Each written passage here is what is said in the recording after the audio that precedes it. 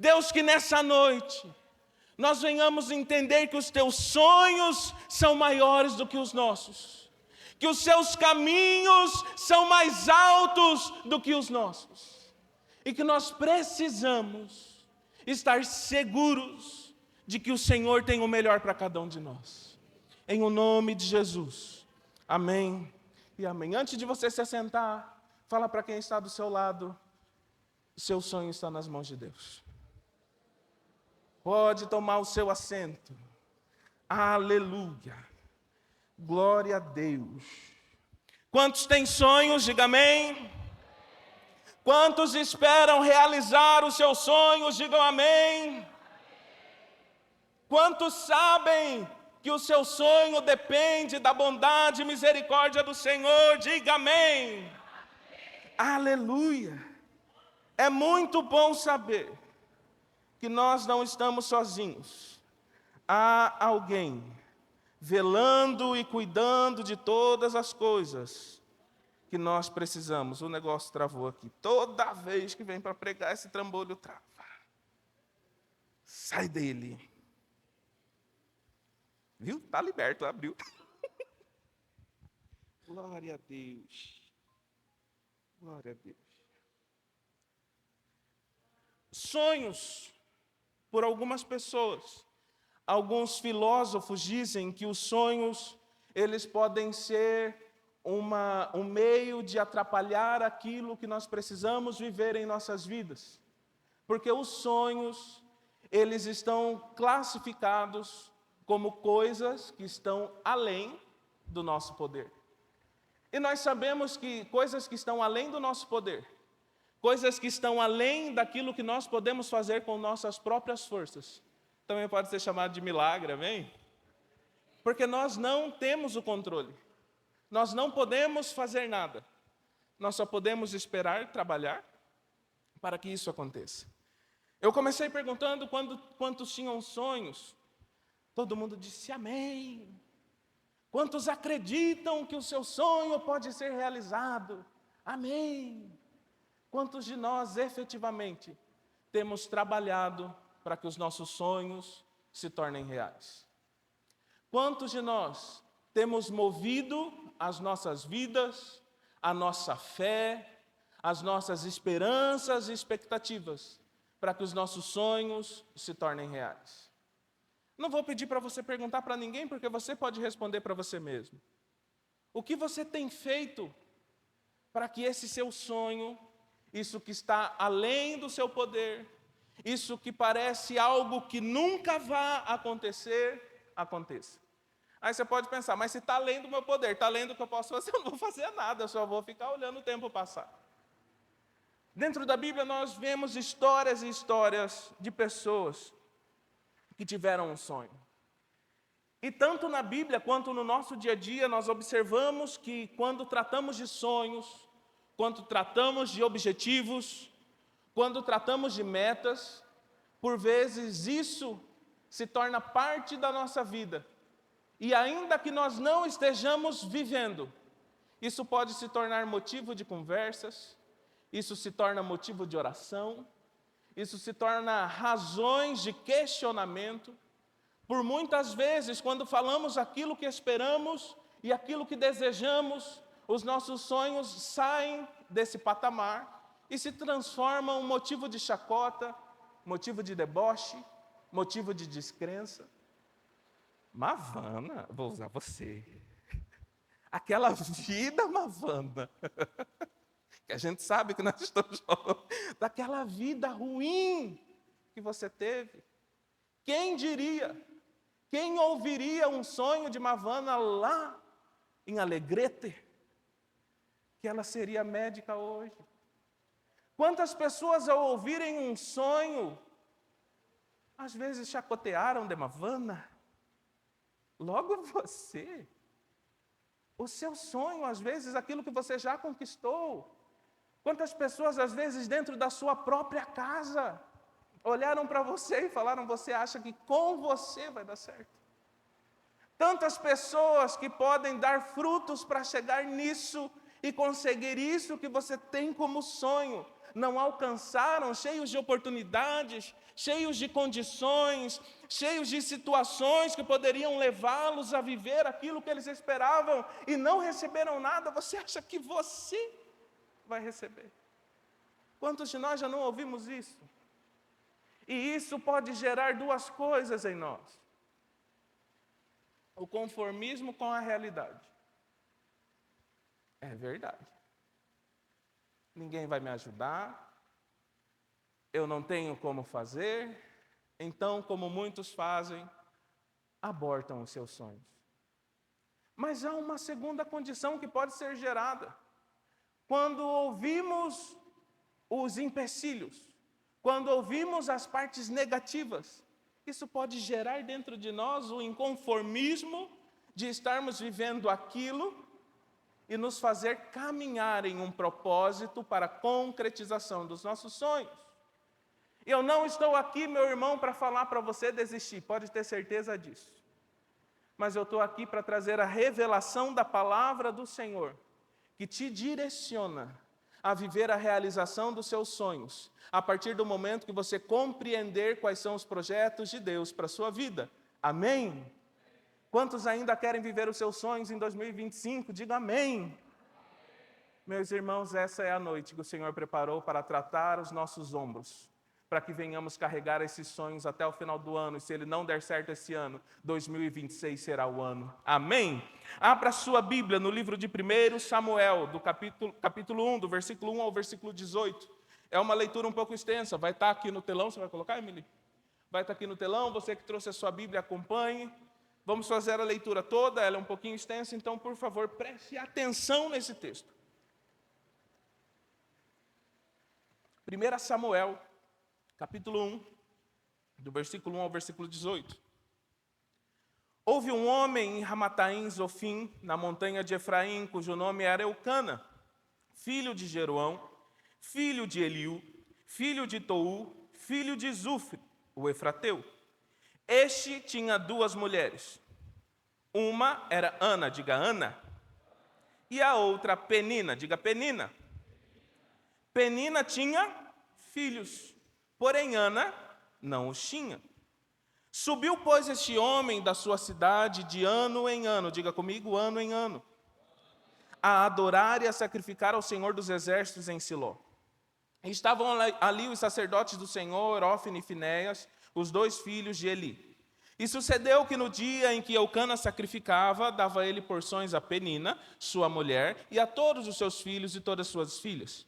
Porém a Ana dava uma parte excelente, porque a amava, embora o quê? O Senhor lhe tivesse cerrado a madre. Diga, cerrado a madre. E a sua rival excessivamente a provocava para a irritar, porque o Senhor tinha cerrado a madre. E assim fazia ele ano em ano. Sempre que Ana subia à casa do Senhor, a outra a irritava. Por isso chorava e não comia. Então Eucana, seu marido, lhe disse: Ana, por que choras? E por que não comes? E por que está mal o teu coração? Não te sou eu melhor do que 10 filhos? Então Ana se levantou depois de comerem e beberem em Siló. E Eli, o sacerdote, estava sentado numa cadeira junto a um pilar do templo do Senhor. Ela, pois com amargura na alma, orou ao Senhor e chorou abundantemente. E fez um voto dizendo: Senhor dos exércitos, se benignamente atentares para a aflição da sua serva, e de mim te lembrares, e da tua serva não te esqueceres, mas a tua serva deres um filho homem, ao Senhor o darei todos os dias da sua vida, e sobre a sua cabeça não passará navalha. E sucedeu que, perseverando em orar perante o Senhor, Eli observou a sua boca. Porquanto Ana no seu coração falava, só se moviam os seus lábios, porém não se ouvia a sua voz, pelo que Eli a teve por embriagada. E disse-lhe Eli: até quando estarás tu embriagada? Aparta de ti o teu vinho.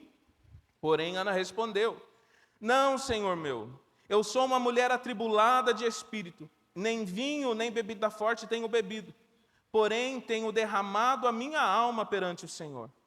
Não tenhas, pois, a tua serva por filha de Belial, porque a multidão dos meus cuidados e do meu desgosto tinha falado até agora. Então Eli respondeu: vai em paz, e o Deus de Israel te conceda a petição que lhe fizeste.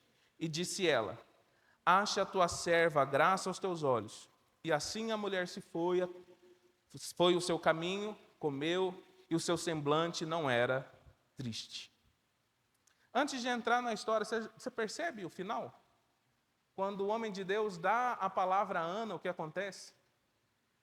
Até aquele momento ela estava amargurada, aflita, chorosa, porque ela tinha uma petição. O homem de Deus dá uma palavra: que o Senhor de Israel ouça a tua petição.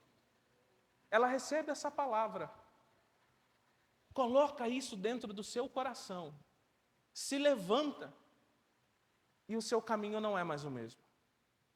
A amargura se foi, o medo se foi, então era uma nova mulher a partir daquele momento. Irmãos, quantos de nós temos ouvido palavras de Deus tantas vezes aqui nessa casa de oração?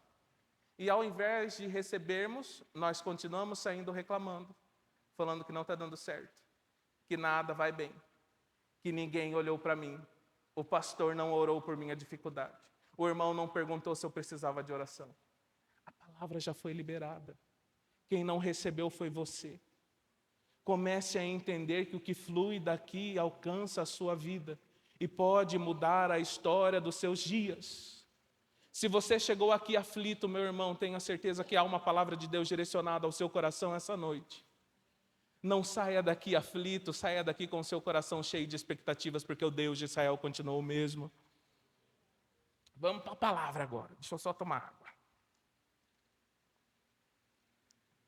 Nós estamos aqui numa história de uma mulher que, como você já conhece questões históricas, quando a última vez que eu preguei, eu falei desse mesmo ponto, dessa questão histórica, da função social da mulher nessa época. A mulher, ela nascia com uma função. A mulher, ela nascia com um objetivo: gerar filhos para dar continuidade às gerações do patriarca. Então, a função da mulher, além de ser a esposa do patriarca, do pai, daquele que sustentava a família, ela precisava gerar. Porque a partir dessa sua contribuição, a história daquela família seria levada geração em geração. Então, meu irmão, observe que não tinha outra coisa. A mulher, ela tinha essa função. Está objetificando a mulher. Nós não estamos falando do nosso tempo, nós estamos falando de um tempo muito atrás. Essa era a função. Esse era o objetivo da mulher. E existia uma lei nessa época, que quando a mulher não gerava filhos, abria um precedente ao esposo de se casar com outra mulher. E embora Ana não gerasse filhos, nós vemos no texto que Eucana a amava. Mas por que você está falando que Ana é a primeira? Por alguns pontos. Na história hebraica, quando se é narrada alguma situação, sempre se coloca o mais antigo primeiro. Então, quando nós falamos do Deus Todo-Poderoso, Ele é o Deus de Abraão, Isaque e Jacó. Se eu for falar hoje sobre o Deus da minha casa, seria o Deus de José Vitor, de Daniel, de Fabão. Se fosse falar Ele é o Deus de Fabão, eu não tenho geração ainda. Então, morreria em mim. Então, sempre há uma continuidade. Quando se fala em nomes, o mais antigo sempre vem primeiro por honra.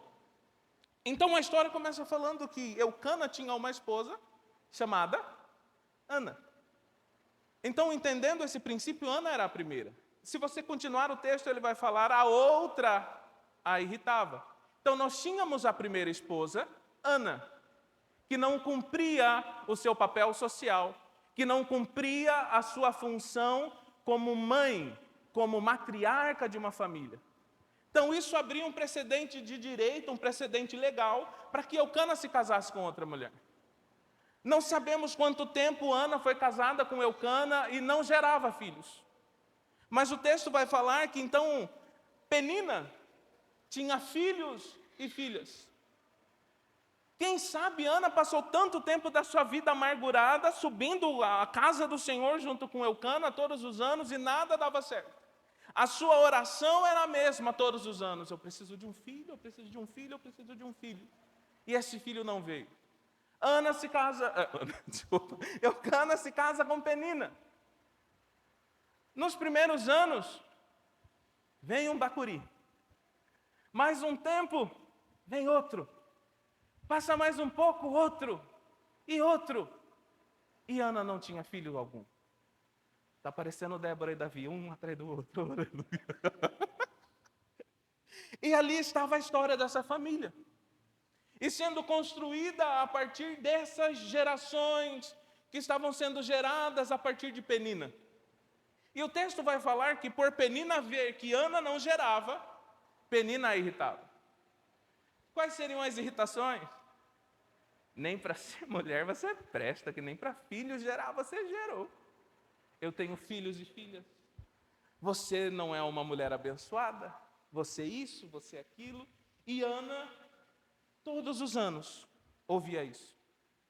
Toda a sua vida, ouvia isso. Até que chega esse ponto, em que nesse dia específico, a história dessa mulher é transformada.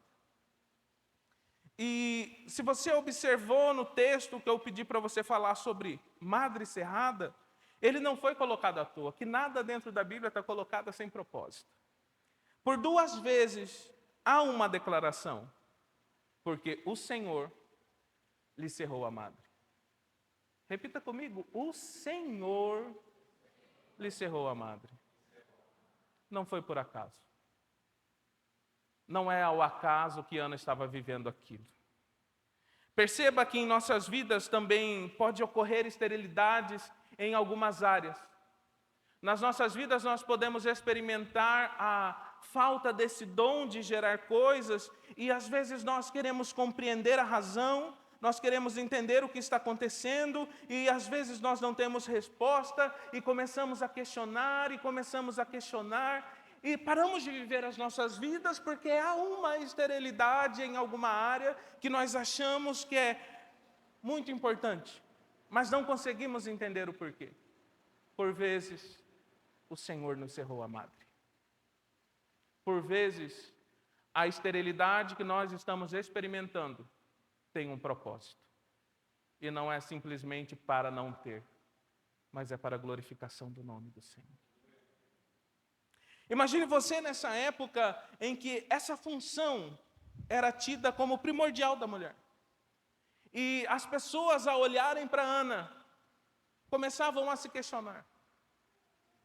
Ana está ficando velha e não está gerando. Fabão está velho e não casou. Olha, está acontecendo isso, está acontecendo aquilo. Tem alguma coisa ali. E as pessoas começam a falar, você sabe, isso é normal da sociedade, não é dessa época, nós também ouvimos, nós também falamos. E as pessoas começam a falar. Ana não é aceita dentro da sociedade, porque a mulher estéril era tida como amaldiçoada. Porque se Deus tirou dela a única razão da sua existência como mulher, tinha algum problema. Ela não era normal. E sabe-se lá, dentro da realidade, da religiosidade da época, como era dito, como na história do rapaz cego. Era cego? Acho que era cego. Quem que pecou? Foi ele ou foi seus pais? Então, quanto tempo Ana não escutou isso? Ela é fruto de maldição familiar. Seus pais pecaram. Ela está embaixo de maldição. Quantas pessoas se afastaram de Ana? Quantas pessoas pararam de conviver com Ana? Porque Ana é fruto de maldição. E quantas outras pessoas, assim como os amigos de Jó, colocavam então a questão da esterilidade por conta de pecado. Os amigos de Jó falaram para ele, olha, se isso está acontecendo na sua vida, porque você errou contra Deus. Você pecou contra Deus.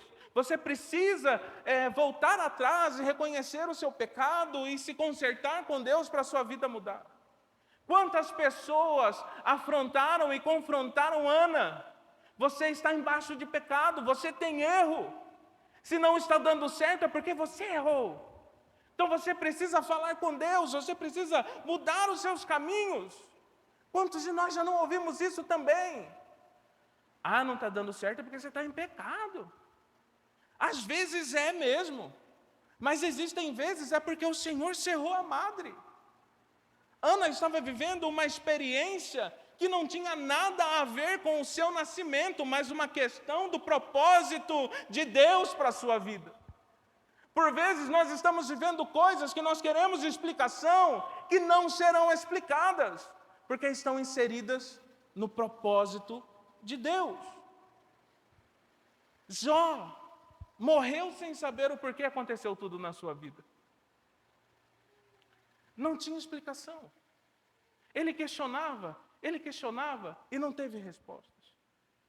Ana, com certeza, morreu sem saber também porquê. E muitos de nós, muitos nossos conhecidos morreram sem saber e sem receber o milagre de Deus, porque estavam direcionados a questionar o porquê que não estava acontecendo. E quantos de nós estamos vivendo questões estéreis nas nossas vidas? E nós questionamos, nós batemos a nossa mão na parede, às vezes tocamos a nossa cabeça na parede. Por que não está dando certo? E nós não temos resposta. Por que essa doença? E nós não sabemos. Por que essa situação? E nós não entendemos. O Senhor pode nos ter cerrado a madre para a glória do seu nome. Não é para o nosso sofrimento, mas é para o nosso aprendizado e para testemunho de que Ele continua sendo o mesmo. Essa mulher já sofria da sua condição, sofria das acusações, sofria tudo isso durante toda a sua vida. E uma vez a cada ano, aquela família se levantava da sua cidade, ia até Siló, no templo, para sacrificar ao Senhor, para adorar ao Senhor. E esse texto ele é muito específico em dizer que todas as vezes que eles subiam, aquela mulher chacoteava Ana. Todas as vezes que eles subiam, aquela mulher provocava Ana. Provocava Ana. Então você pensa a cabeça daquela mulher, sua vida, seu dia a dia, a sociedade. Estou subindo para a casa do Senhor. Alguém de dentro da minha própria casa, falando e falando. Mas, nesse texto, nós encontramos alguns pontos que nos levam a entender a mudança ocorrida e o que Deus fez na vida dessa mulher. O ponto 1, ainda que seu sonho pareça impossível, continue no caminho da adoração. Está difícil, mas Ele não mudou e continua sendo um Deus bom. Está difícil, mas Ele continua no controle. Está difícil, mas Ele não mudou. Aquela mulher tinha uma dor, aquela mulher tinha um sonho, aquela mulher tinha uma expectativa, aquela mulher tinha um trauma, aquela mulher tinha uma bagagem gigantesca sendo carregada em seus ombros. Ela podia falar, eu não vou. Quantos anos eu tenho subido? Quantos anos eu vou com você? Quantos anos você me dá partes excelentes para entregar como sacrifício ao Senhor? E até agora nada. Até agora não recebi nada, além de vergonha, humilhação e vontade de sair correndo. O que esse texto nos ensina? Ainda com toda a sua dor, Ana subia à casa do Senhor e entregava a sua melhor oferta ao Deus Todo-Poderoso. Ah, mas você não sabe o que eu estou passando. Eu não preciso saber, porque Ele sabe. Você não sabe a minha situação. Você não sabe as lágrimas que eu tenho derramado diante do Senhor. Você não sabe as dores de ver os filhos daquela mulher crescendo e eu não gerando. Você não sabe qual é a dor de tentar tirar a dor de quem está próximo a mim. E eu não consigo, mas ainda estou aqui. Ana subia, Ana sacrificava. E Ana apresentava as suas questões ao Senhor. O que dá para a gente interpretar é que todos os anos Ana subia e no seu momento de adoração ela tinha um pedido. E qual era o pedido? Ser mãe. Era um motivo de oração, era algo que movia a sua vida, era algo que a fazia caminhar, mas era muito difícil. Seja qual for a sua situação, meu irmão, o que Ana nos ensina essa noite é persevere em adorar ao Senhor. Persevere em entregar o seu melhor ao Senhor. Persevere em sacrificar ao Senhor, porque Ele ouvirá a sua oração. E sabe qual que é o mais legal? Mais legal é a maneira de falar, né? Não é no nosso tempo. A palavra do Senhor vai dizer que todas as coisas cooperam para o bem daqueles que amam a Deus. E você sabe o que significa todas? Totalidade. São coisas boas e são coisas ruins. São aquilo que lhe agrada e são aquelas coisas que te desagradam. Todas elas vão cooperar para o seu crescimento. Embora você não entenda hoje porque está doendo, mas quando passar você vai poder olhar para trás e saber o que o Senhor estava tratando na sua vida e o que você precisava entender para continuar a sua caminhada. Primeiro ponto que nós aprendemos com Ana: independente da situação, continue no caminho da adoração. Não pare, em luta por você não dorme, levanta, tem muita gente que te ama. E às vezes nós esquecemos que à nossa volta também há pessoas que são alcançadas pelo nosso sofrimento.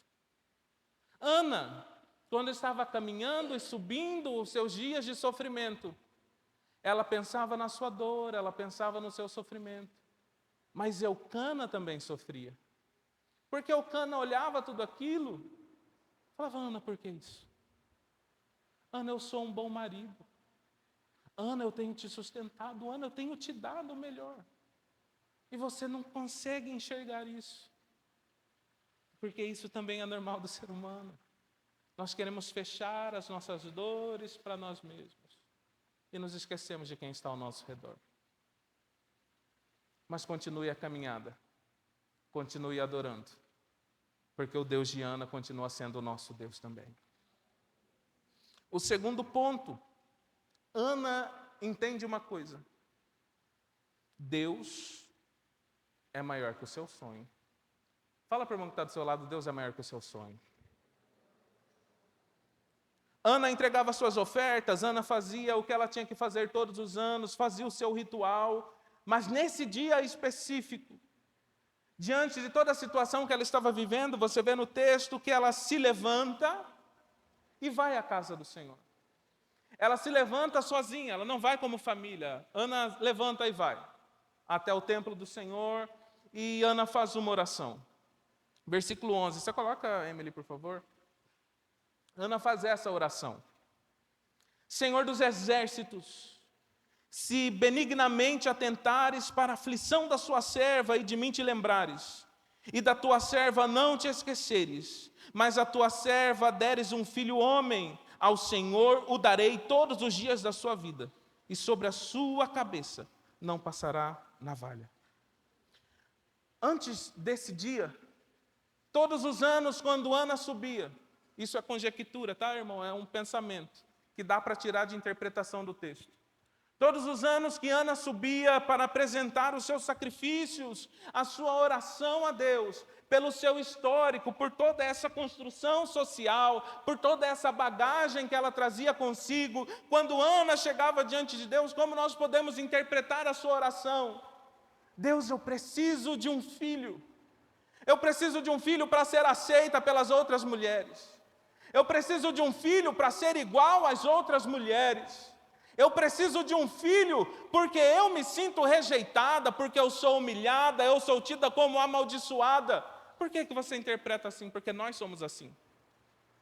Quando nós encontramos problemas, nós sempre colocamos: eu preciso porque os outros estão olhando para mim. Eu preciso porque eu não estou sendo aceito pelo grupo de pessoas. Eu preciso, porque estou sendo humilhado e eu preciso sair dessa situação. Podemos interpretar essa oração de Ana de todos os anos. Deus, eu preciso de um filho. Deus, eu preciso de um filho. Deus, eu preciso de um filho para me sentir amada. Eu preciso de um filho para me sentir completa. Eu preciso de um filho para que as pessoas parem de olhar com dó para mim. Eu preciso de um filho para eu ser útil dentro da minha casa. Eu preciso de um filho para levar a geração do meu marido. Eu preciso de um filho para me igualar com as pessoas e parar de ser motivo de deboche de todo mundo. E todos os anos, Ana segue com a mesma oração: Deus, eu preciso de um filho, Deus, eu preciso de um filho. Nesse dia específico, diante de toda a sua amargura, diante de todo o seu sofrimento, diante de toda a sua dor, Ana muda a oração. Ana chega diante daquele altar com o coração dilacerado. Ana chega diante daquele altar com todas as suas expectativas diante de Deus, e quantos de nós já chegamos assim? Só que muitos de nós chegamos assim e continuamos fazendo a mesma oração. Deus, eu preciso desse milagre porque eu quero ser igual às pessoas. Eu preciso desse milagre porque eu já escutei tanta gente contando testemunho igual, eu não consigo contar. Deus, eu preciso desse milagre porque eu quero poder me comparar com os outros e falar: eu testemunhei. Mas Ana entende algo nesse dia. Ana, ela se dobra diante do Senhor, Ana começa a fazer a sua oração. E pelo que nós lemos, Ana muda o seu foco. Eu não preciso de um filho. Eu preciso de um Deus que me ouça. Eu não preciso ser sustentada pela sociedade. Eu preciso ser sustentada pelo Deus Todo-Poderoso. Ana tira o seu foco de si mesma.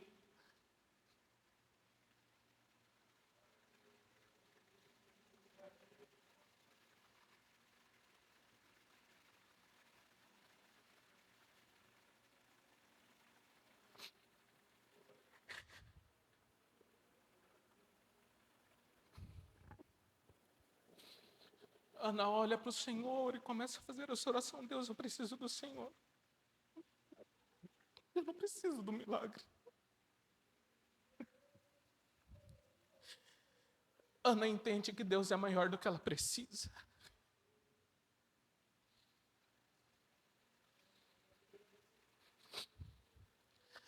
Ana entende que o tempo gasto, o tempo vivido, o tempo sofrido, são minúsculos diante do Deus Todo-Poderoso.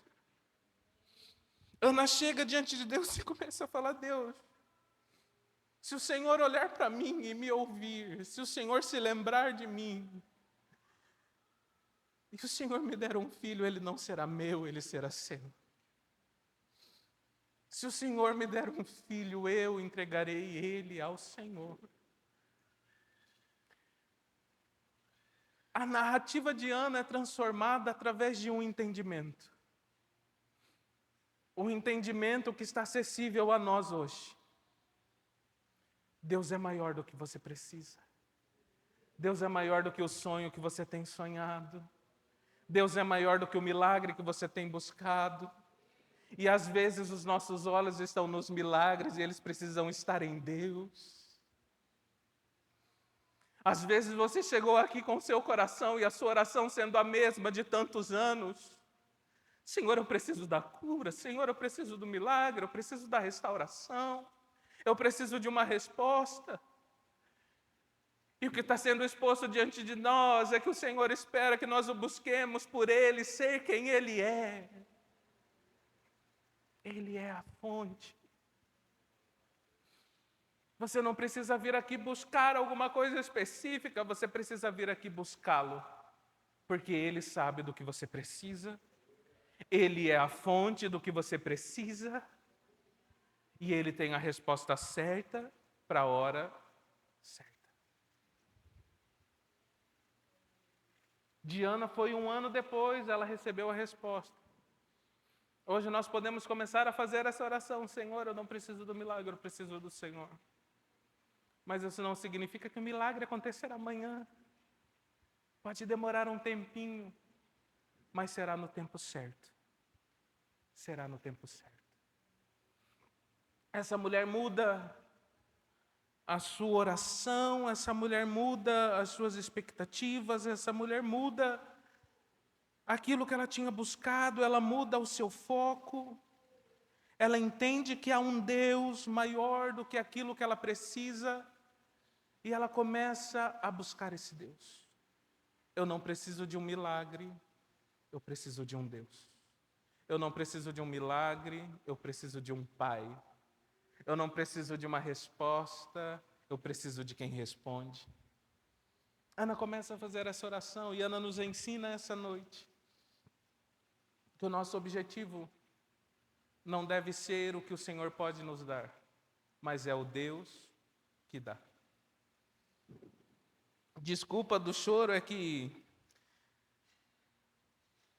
normalmente quando a gente está pregando, o primeiro que recebe é a gente. Quando eu estava montando tudo isso aqui, eu falei, nossa, que forte. Mas eu não tinha falado ainda, então na hora que a gente começa a falar, o negócio muda. Então desculpa, mas Deus responde, Deus fala e Deus faz. E nós chegamos no terceiro ponto. Esse sonho pode ser uma semente de milagres para essa geração. Esse sonho que você tem buscado pode ser muito maior do que o que você imagina. Esse sonho que você tem buscado pode ser muito maior do que a resposta que você espera. Esse sonho que você tem, a partir de hoje, começará a entregar ao Senhor, pode gerar situações que alcançarão muitas outras pessoas. A partir do momento que nós entendemos que Deus é maior, Ele está no controle, Ele fará no tempo dEle, então Ele usará o seu sonho, o seu objetivo para alcançar o seu propósito, que é muito maior do que nós mesmos. Ana, quando faz essa oração a Deus, mudando o seu foco, tirando essa expectativa de receber algo para si, e começa a orar para receber algo para a glória de Deus, e Deus a ouve, e Deus responde, acontece uma coisa. Emily abre no capítulo 1 mesmo, versículo 27 e versículo 28. Quando Ana começa a fazer aquela primeira oração, você percebe que ela entrega ao Senhor algo que ela ainda nem tinha. Ana consagra ao Senhor aquilo que ela nem tinha recebido. Ana oferece um filho a Deus que nem tinha sido gerado. Essa mulher começa a entender que Deus, sendo maior do que aquilo que nós precisamos, Ele pode usar todas as coisas para o louvor da sua glória. Amém? Então, uma dica para você, começa a consagrar ao Senhor e entregar a Ele, que Ele vai fazer, meu irmão. Versículo 27, versículo 28. Ana chega até Eli, e esse é o histórico. Por esse menino orava eu. O Senhor atendeu a minha petição que eu lhe tinha feito. Por isso também ao Senhor eu o entregarei. Entenda o que Ana está falando. O Senhor me deu, assim como Ele me entregou, eu o entrego. E qual que foi a oração de Ana? Eu já entrego ao Senhor antes do Senhor me dar. E o que o Senhor me deu, eu devolvo. Por todos os dias que ele viver, pois ao Senhor foi pedido, e adorou ali ao Senhor.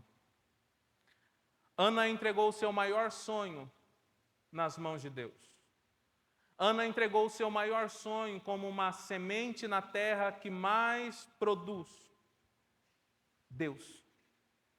Quantos de nós temos semeado em Deus os nossos sonhos? Quantos de nós temos entregue a Deus os nossos sonhos? Quantos de nós temos aberto mão dos nossos sonhos para que Deus cumpra o seu propósito a partir desse milagre?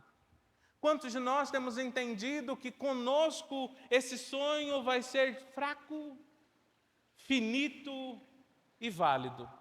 Porque se for pela vida de alguém, esse alguém vai viver alguns anos e, como todos nós, vai morrer. Se for algum bem material, como todas as coisas no mundo, um tempo vai acabar. Se for uma casa, com o tempo vai ser destruída. Não com você lá dentro, mas vai ser. Se for um carro, vai desvalorizar, vai acabar. Mas quando nós entregamos na mão de Deus, isso repercute por gerações. Se Ana recebesse um filho simplesmente por ser um filho que ela desejava, ela ia ter engravidado, ela ia ter tido um filho, aquela criança ia ter crescido e ela teria morrido. E a criança também. Mas Ana, quando entrega o seu filho ao Senhor, ainda sem saber, Ana gera resposta de oração para gerações e gerações. Quando Ana entrega aquela criança ao Senhor, Ana não faz a menor ideia de quem seria o seu filho.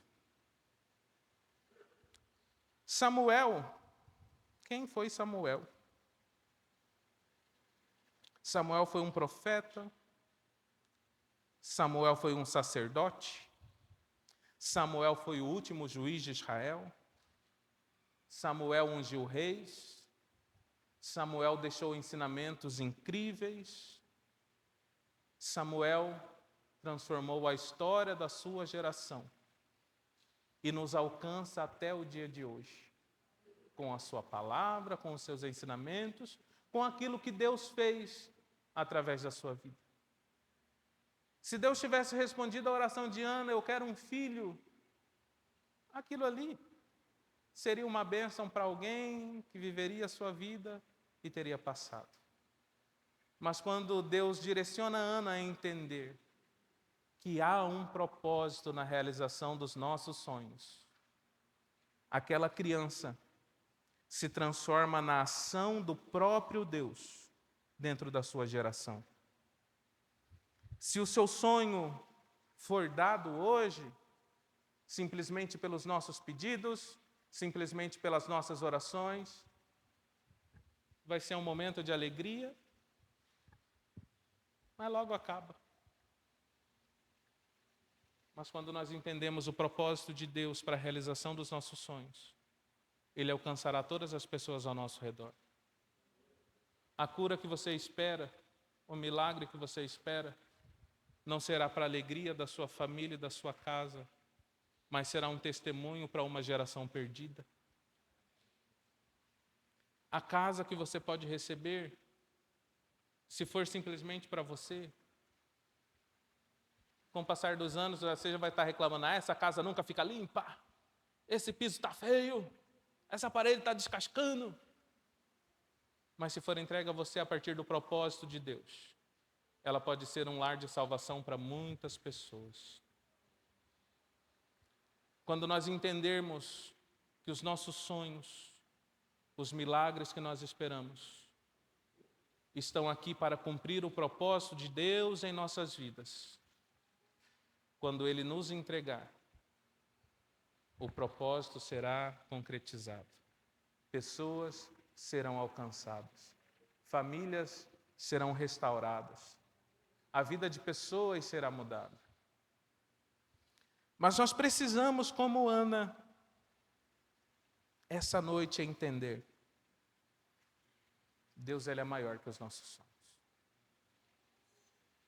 Ele é muito maior do que os nossos sonhos. E aquilo que Ele tem para te dar também é muito maior do que as suas mãos. Então esteja pronto para compartilhar com essa geração os milagres que o Senhor começará a fazer na sua vida.